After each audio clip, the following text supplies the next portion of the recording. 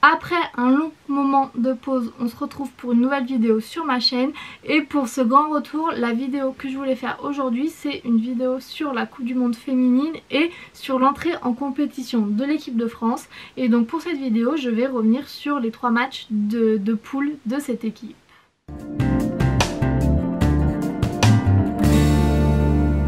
Pour commencer, je voulais revenir sur le premier match qui pour moi a été très terne et très décevant. Parce que c'est vrai qu'avec un nouveau coach, avec des joueuses qui reviennent après quelques années de mise à l'écart de l'équipe de France, je m'attendais à voir une équipe de France qui donne tout, qui s'engage dans le match, qui s'engage pour le gagner. Au final, ça a été un match assez terne où tout a été difficile. En attaque, on voit sur la heatmap qu'on a été très peu présent dans l'axe. Pourtant, c'est là où on a le plus tiré, mais forcément, ça devait être des tirs de loin. Donc forcément que ça ne fait pas but. Dans les duels, ça a été aussi très compliqué de résister et de concurrencer l'équipe de Jamaïque dans ces duels, de gagner ces duels. Donc pour moi, ce premier match, tout a été difficile. Alors forcément, il y a un contexte parce qu'en attaque, on a beaucoup de blessés importantes. Par exemple, Katoto, Cascarino, c'est des joueuses qui en attaque font la différence et qui ne sont pas là. On a aussi un nouveau coach qui met en place un nouveau système de jeu avec des nouvelles joueuses. Donc il va y avoir des automatismes à créer. Mais tout ça n'explique pas le match que l'on a vu face à la Jamaïque, ce 0-0. Alors oui, le point positif c'est que la défense a suffisamment bien tenu pour permettre d'avoir un clean sheet. Mais le problème c'est que malgré les blessures, malgré les automatismes, il y aurait dû y avoir un peu plus de mouvement en attaque, il y aurait dû avoir un peu plus d'envie. À certains moments sur ce match-là, j'avais l'impression de voir un match amical, de voir l'équipe de France jouer comme si c'était un match amical.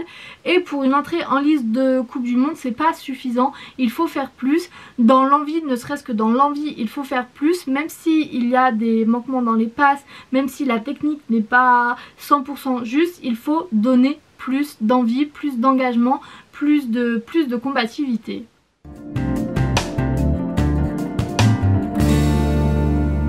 Alors après sur les 2 matchs suivants, il y a eu de l'amélioration. Sur le deuxième match, j'ai retrouvé cette envie. J'ai vu une équipe qui avait envie de se battre, qui avait envie de gagner, qui avait envie d'aller chercher la victoire, que l'on a d'ailleurs obtenu à la toute fin du match. Et pour moi ça illustre bien ce propos-là. L'équipe n'a rien lâché jusqu'à la fin, a essayé d'aller chercher la victoire jusqu'à la fin et l'a obtenue.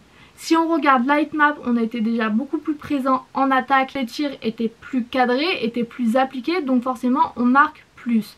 Pour moi, ça montre bien qu'il y a une amélioration dans cette équipe et c'est plutôt très positif. Parce que dans cette compétition qui va durer un mois, dans ce format de compétition, dans cette compétition qu'est la Coupe du Monde, c'est bien de voir une équipe s'améliorer de match en match. C'est même très prometteur et très positif pour la suite.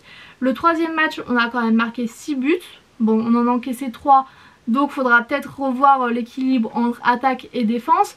Mais il faut noter aussi qu'en défense, on a fait beaucoup de changements. Hervé Renard a fait beaucoup de changements en défense. Il n'y avait pas par exemple Wendy Renard en début de match. Donc pour moi, ça peut expliquer aussi ce déséquilibre. Mais il faudra faire attention à ça quand même parce que c'est bien de marquer beaucoup de buts. Mais si on pouvait éviter de s'en prendre aussi, ça serait pas mal. Trouver un équilibre entre le match face au Panama où on prend 3 buts et face à la Jamaïque où on en prend 0 mais où on n'en marque pas. Il va falloir trouver cet équilibre entre attaque et défense. Mais ce que j'ai trouvé bien sur ces 3 matchs-là, c'est vraiment l'amélioration que l'on a vue. On a une équipe de France qui a un contexte un peu particulier. Hervé Renard, le nouveau coach, est arrivé il n'y a pas si longtemps que ça, pas longtemps avant le début de la Coupe du Monde. Donc la préparation a été un peu tronquée. On a pas mal de joueuses importantes blessées, donc comme je l'ai dit tout à l'heure, Katoto, Cascarino. Et on a aussi pas mal de joueuses dont c'est la première Coupe du Monde. Donc tout ce contexte-là fait que oui, je peux comprendre qu'il manque des automatismes dans l'équipe, que l'équipe a besoin de se roder un peu pour atteindre sa pleine puissance.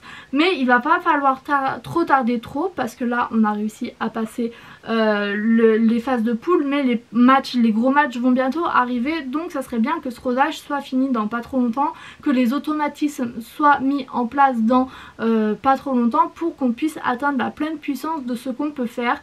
Parce que même si on a beaucoup de joueuses qui n'ont jamais joué de Coupe du Monde, je trouve qu'on a une équipe très prometteuse avec des joueuses qui ont de très très beaux talents. Je pense notamment à Selma Bacha qui est incroyable sur le terrain, qui court de partout, qui est toujours présente, qui a un très beau jeu. Donc pour moi je pense que c'est une des équipes qui a le plus de potentiel. L'équipe de France pour moi c'est une des équipes qui peut surprendre pas mal de gens. Donc j'ai hâte de voir ce que ça va donner pour la suite de la compétition. Ce que j'ai aimé avec cette équipe aussi sur le match face au Panama, c'est la capacité de réaction qu'elles ont, parce qu'on encaisse un but très tôt d'un coup franc qui est absolument imparable et magnifique, et tout de suite après il y a une réaction des joueuses. On continue à attaquer, on va vers l'avant, le reste de la première mi-temps on n'a pratiquement pas bougé de devant les cages du Panama.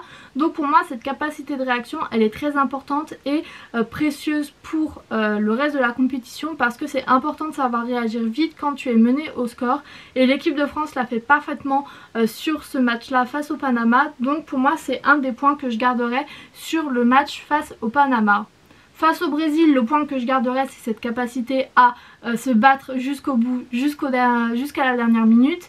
Et face à la Jamaïque, ce que je garderai de positif c'est la capacité de la défense à tenir pendant 90 minutes sans faire d'erreur, sans encaisser de but.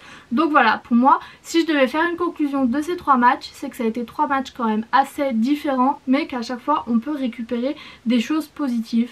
On peut récupérer des choses négatives aussi, mais j'ai préféré me contenter des choses positives pour cette vidéo. L'équipe de France est qualifiée pour les 8e de finale où elle rencontrera soit la Colombie, soit l'Allemagne, soit le Maroc. Et dans tous les cas ça va être un match compliqué. Je pense qu'on arrive à un niveau dans la compétition où de toute façon il n'y a plus de match facile. Il ne faudra pas sous-estimer les adversaires, mais je pense que l'équipe de France a la capacité et a le talent pour passer en quart de finale. Si le match est pris sérieusement, si les automatismes sont acquis et qu'on continue à les travailler à l'entraînement, je pense que ça peut passer, que l'équipe de France a la capacité d'aller en quart voire en demi-finale.